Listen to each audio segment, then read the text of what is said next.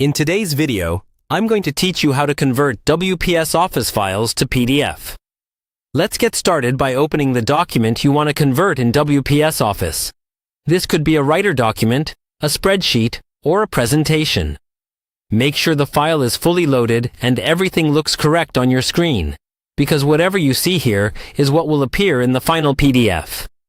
It's a good idea to quickly scroll through the document and check your text, images, and page breaks before moving on. Once your file is ready, look toward the top of the WPS Office window for the main menu bar.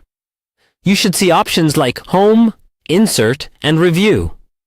What you're looking for is the option that allows you to export or save your document in a different format. In most versions of WPS Office, this is found under the Menu or File option in the upper left corner.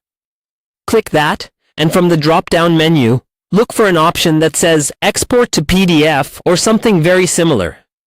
This is the built-in tool WPS provides to turn your current document into a PDF file. Go ahead and select that option. A new window or dialog box will appear, giving you settings for your PDF export. Here, you can choose things like the page range, which lets you decide whether you want to convert the entire document or only certain pages. If you just want everything converted, leave it set to all pages. If you only need a specific part, type in the page numbers you want. You may also see options for the output quality. Higher quality is better if your document has images or graphics, but keep in mind that higher quality can also mean a larger file size. Choose the setting that best fits your needs. For text-heavy documents, the default settings are usually fine.